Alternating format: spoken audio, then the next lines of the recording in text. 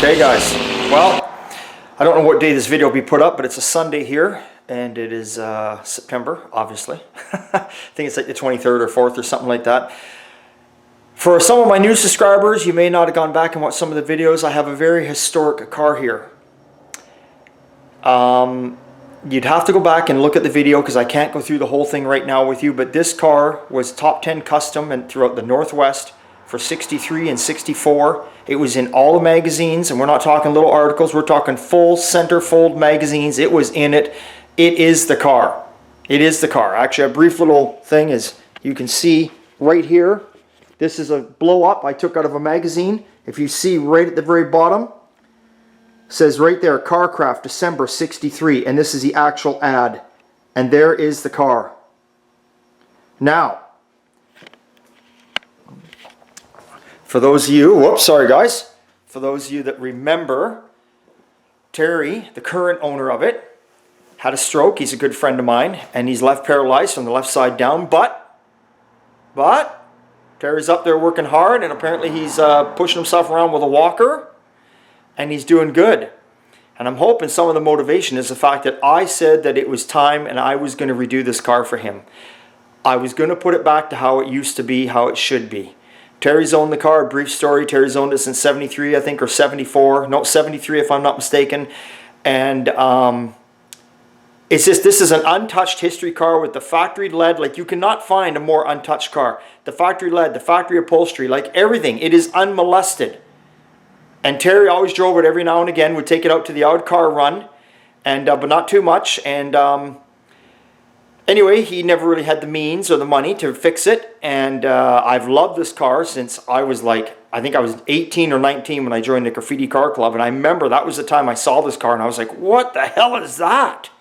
Like, it introduced me to custom cars. I was like, holy shit. Like, I had seen custom cars before at car shows. I'd gone to local car shows and seen them.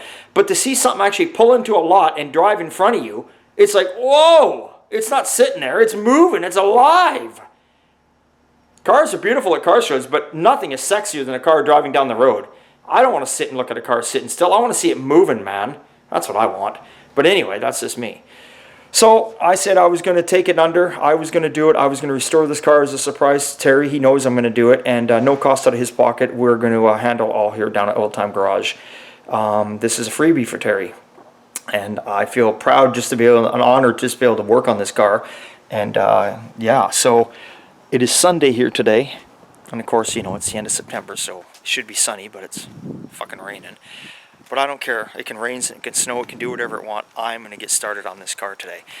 I told everyone that you have to give me a 2-year window, because you have to remember, the money's got to come out of my pocket. And I'm not going to take the car apart until I gather up the parts and pieces it needs. There's no point taking something apart and leaving it lay around in a million pieces when you don't have the parts and pieces, because then things get lost or more damaged. So the car's been sitting here together. Now, she's pretty filthy because I haven't given her a bath in a long time, but we're going to show you the car quickly here for one last sort of, you know, reveal to get you up to date. And hopefully you guys are watching this. We're going to throw some stuff out on the ham everywhere. Like I said, this is a huge historic car. There's not many survivors, especially Canadian survivor cars. The Americans, all my American fans out there, you guys got a lot of cars out there that are survivors, but you got better weather than we do. We don't have much that's a survivor. So this car is pretty, well, if I must say so, it's fucking awesome. And of course, it started life as a 52 Chevy. You got your Lincoln quads, you got your tube grill. You can see she's dusty. Wheels and tires are not correct for this car.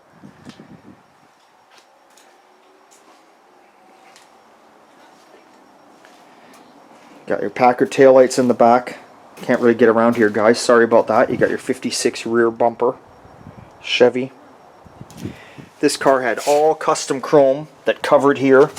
All went across here. Door poppers are missing, so we just reach into the vent window. This is still the upholstery from in the 60s. This was the last current color it was painted. It was a Corvette color that came out in 68. You're going to have to go back and read the story on this car because there's so much I could tell you right now and start all over, but this would be like a forever video. All I can tell you is this is a historic car, and we're going to fix it. Now, when I say fix it, you have to remember that cars back then, they were their daily drivers. So this car was never like a complete frame off, frame powder coated, painted up real nice. This car was just cleaned up, washed off underneath, had undercoating on it, was painted beautiful, and that was it. And you drove it to the car shows, you didn't trailer it. If you don't believe me, go back, read the history on this car. Please look up Cort Elliott. Look up this car. There's so much history on this car. You have to look it up. Like, you have no idea. This car, what you're looking at here.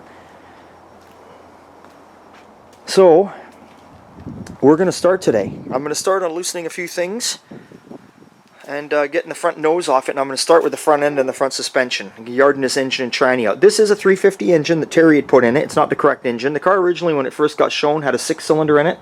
Then after that, they went and put a 283 in it. They never did do it. I asked Cort, because me and Cort are staying in touch on this car. I'm actually talking to the guy, you know, that was the designer of this car. It was Jack Williams that actually built the car. If you go back and look up Jack Williams, there's another huge historical man for Vancouver, British Columbia. Look it up, please.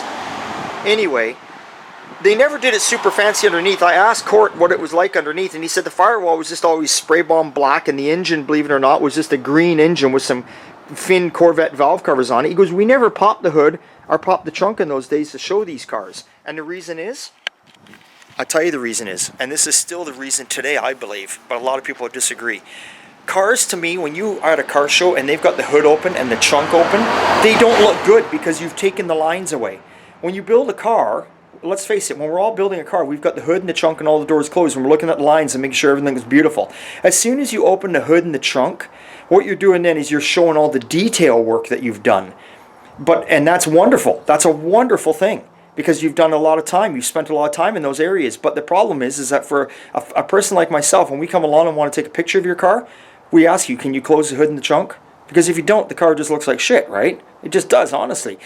You guys know it. You guys get magazine shots. When the magazines come along, they say, close the hood and the trunk. That's why. So back then, it wasn't such a big deal about underneath the hood and in the trunk area. A lot of people did do it, but I was to the extreme. But for the majority of the cars, it was all about just the outside and the interior. That's what it was. So Cort never had this car super fancy. I asked him what happened in the trunk. He said nothing. He goes, the trunk was just left. It was just a stock old 52 Chev with overspray after overspray inside the trunk area. So that's what it was. But I'm going to take the trunk level, I'm going to clean that up a little bit more than it should have been. Because I'm going to assume that had this car kept going, eventually somebody would have tidied the trunk up. But other than that, I'm not going to change much on it. We're going to paint the firewall the proper color to match the outside of the body. We're going to detail the engine just a little bit. But we're not going to take this car beyond what it should be. We're not going to take it off the frame. We're not going to powder coat it. We're not going to paint it all underneath the floorboards, because it never was that, ever. It was never that. And we're not going to do that to this car. So, with that being said, there's your glimpse. Cort Elliott, look his name up. Jack Williams, look his name up. Look this car up. Seriously. Stop watching me right now and look up the Cort Elliott Coupe, Chevy Coupe. Look up Jack Williams, please. You will not believe the history you will find on this car. Okay, it's always a good time and old time, and it's Sunday, and I'm going to start on this car. Finally, after 6-7 months of saving my money and buying parts for this car, I'm going to start on it. Okay, see you next time.